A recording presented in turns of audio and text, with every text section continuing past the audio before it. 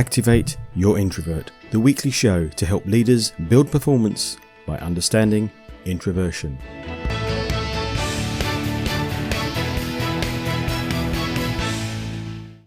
In this week's show, returning to the office, planning change the right way round.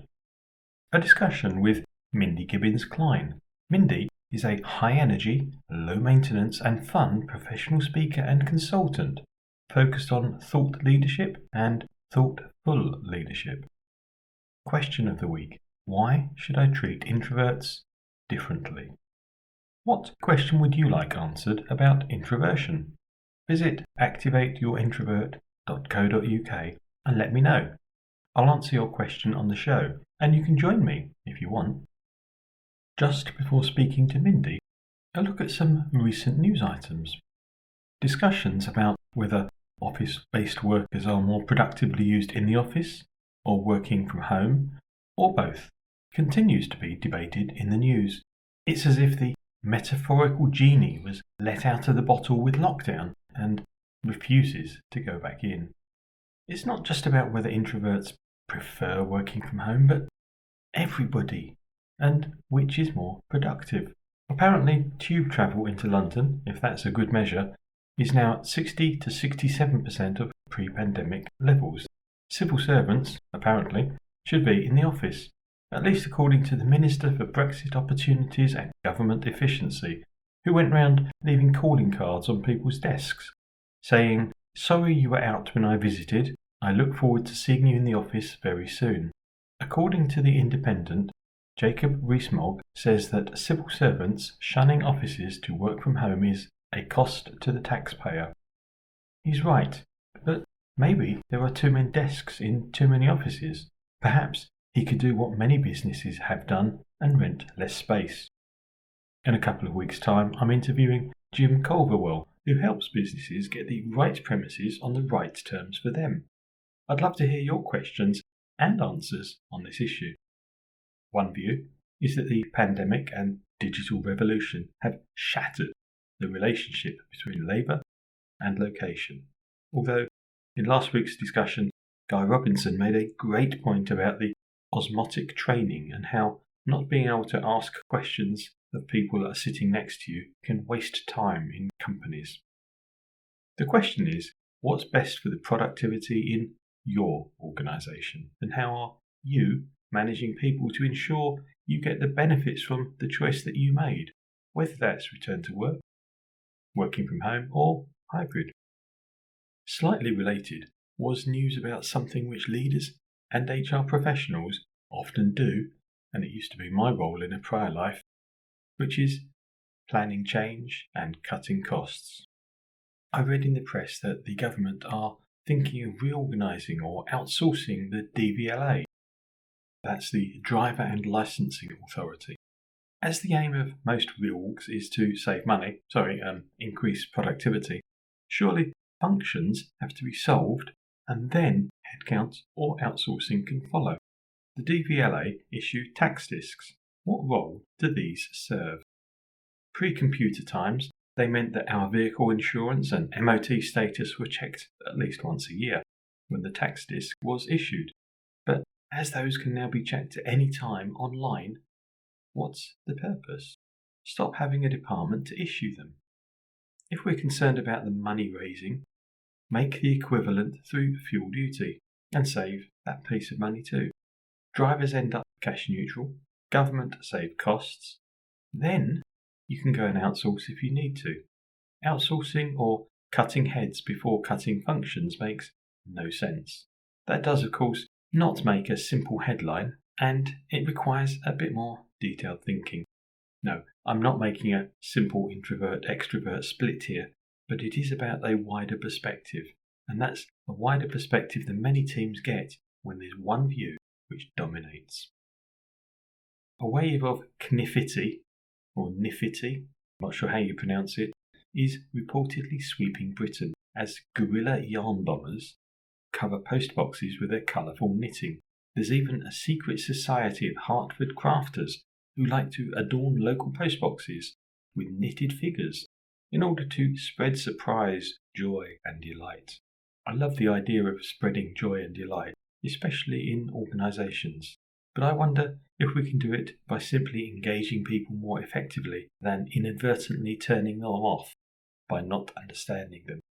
I'm coming back to this theme in this week's question. Why should I treat introverts differently? As I've drifted right into some weird news items, I think it's time to get back to reality and chat to Mindy.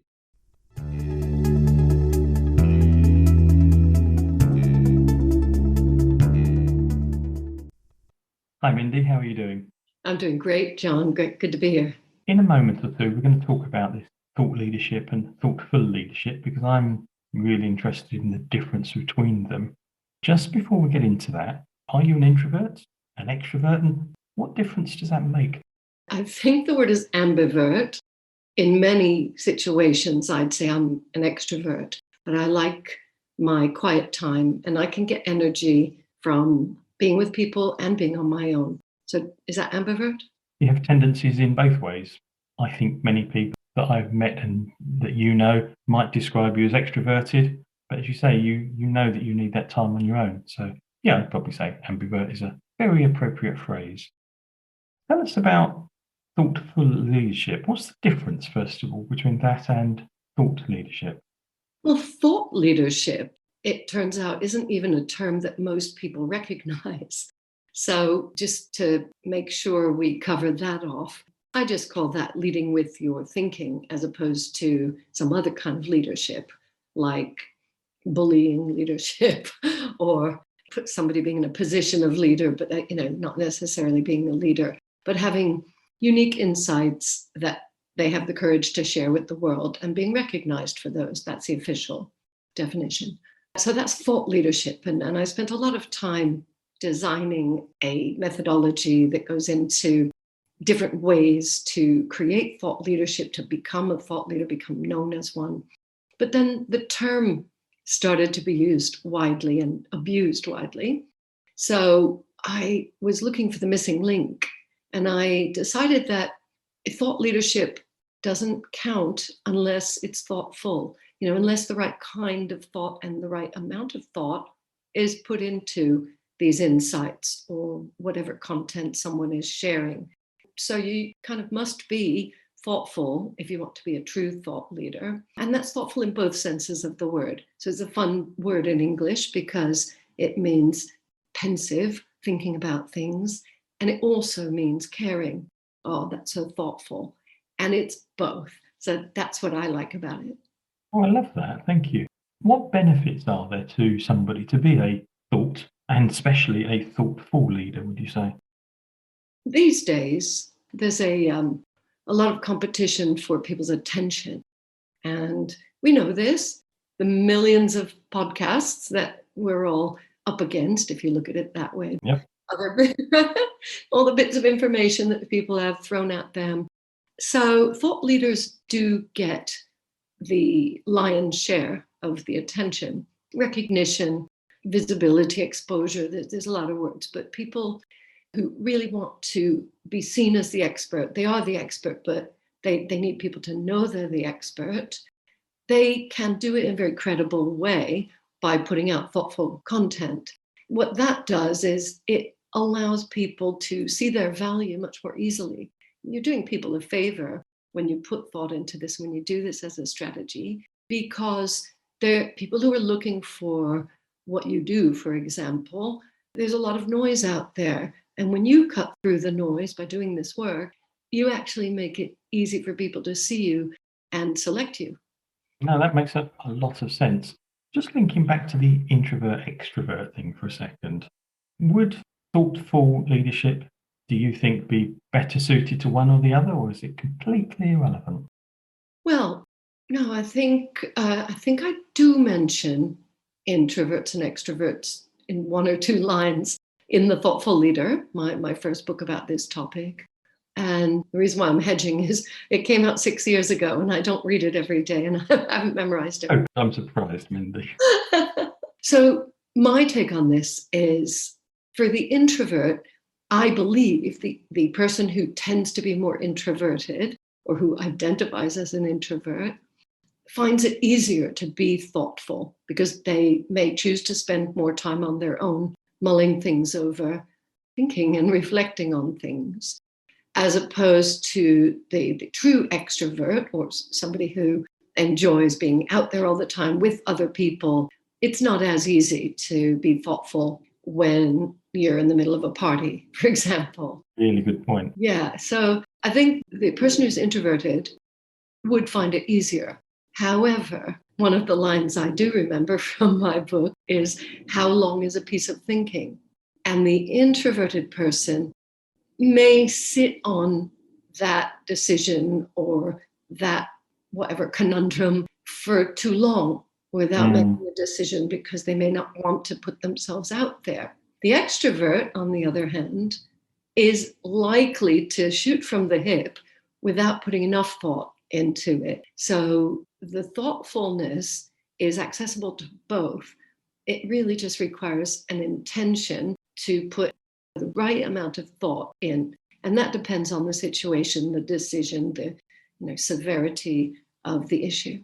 That's two lovely distinctions. One about the fact that both introvert and extrovert obviously can be thoughtful, but if you're spending more time on your own reflecting, you're more likely to have time to do that. But your second point, I think, is superb about how long is a useful thought. Because, some people certainly will mull things over for too long. I'm really intrigued because in your LinkedIn, and as I gave you an introduction today, I said that Mindy is a high energy and low maintenance fun professional speaker about thoughtful leadership. What makes you low maintenance? And is that linked to your introvert side or your extrovert side? It is linked to the fact that my intention is to be thoughtful. It's linked to the fact that I really like making it easy for people to know me, understand me, book me, but also just feel comfortable. That's one of my top values, is allowing people to live their life and their values and have them feel comfortable. I can't control that, but I do my bit. So the low maintenance thing is a reaction to a lot of high maintenance actions and behaviors that I see going on in professional speaking.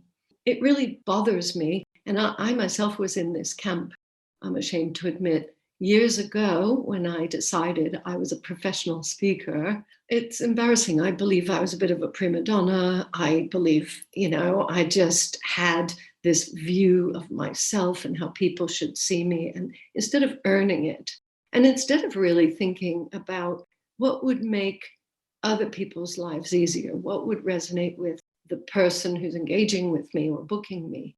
And, sometimes we have to have these insights that come from hard-won learning. And that was one of mine. So I really make every effort to make things easy when I'm working with clients. That's the best way that I can put it.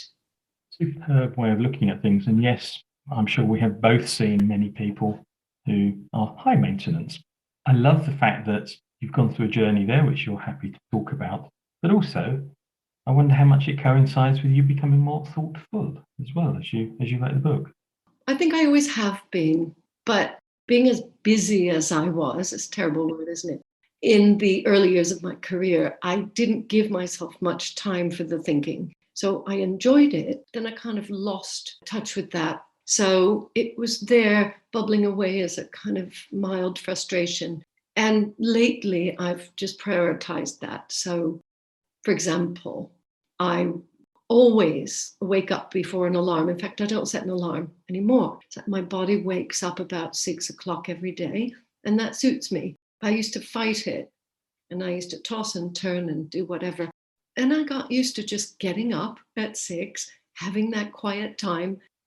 It strikes me as you're talking there that you went through a period of some change. And does that link in any way to your TEDx talk, which was sometimes you need to change yourself to be yourself?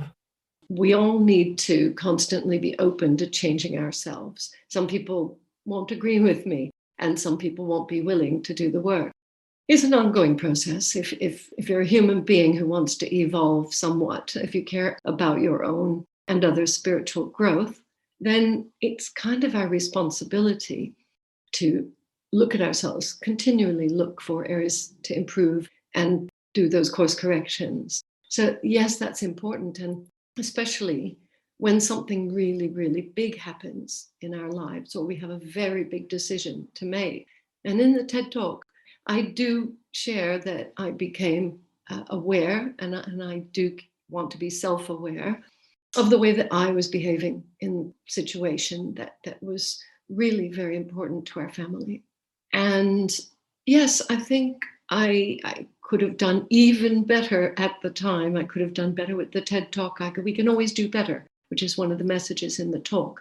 But to keep moving in the right direction, I was quite proud to open that topic up for discussion and open up a little bit about my story. And it has resonated with a lot of people who didn't know all of those things about me. Thank you for two things. One is talking a little bit about it just now, but also thank you for putting the talk out there, because I've listened to it a couple of times and really enjoy it. And for anyone that hasn't listened to it, it does get deeply personal, and you open up, and I think that's superb. Just to finish off, Mindy, I'd like to ask for a tip for an introvert who wants to be a more thoughtful leader. I used the word before, and that is intention. If you, Mr. or Ms. or person, sitting there thinking, I really want to be more extroverted, ask yourself, what is the intention? Is it because you feel you should?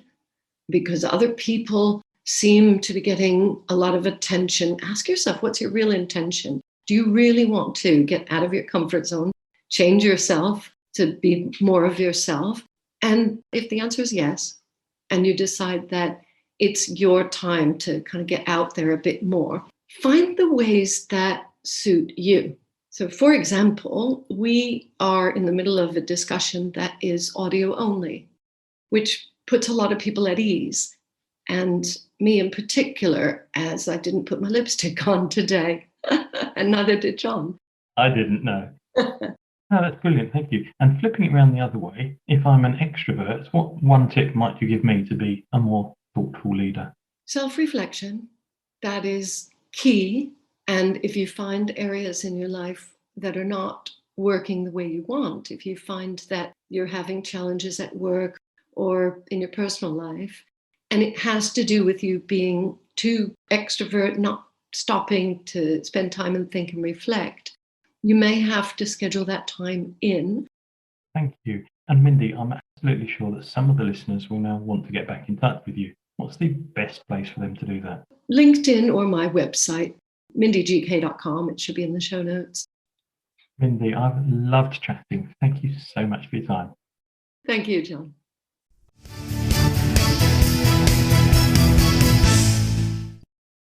What would you like to know about introversion in business?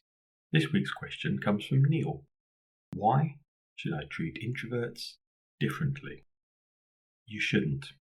I say that as you should be working with everybody in your team to get the most out of all of them, rather than simply working on your preferences or the preferences of the noisiest people in your team.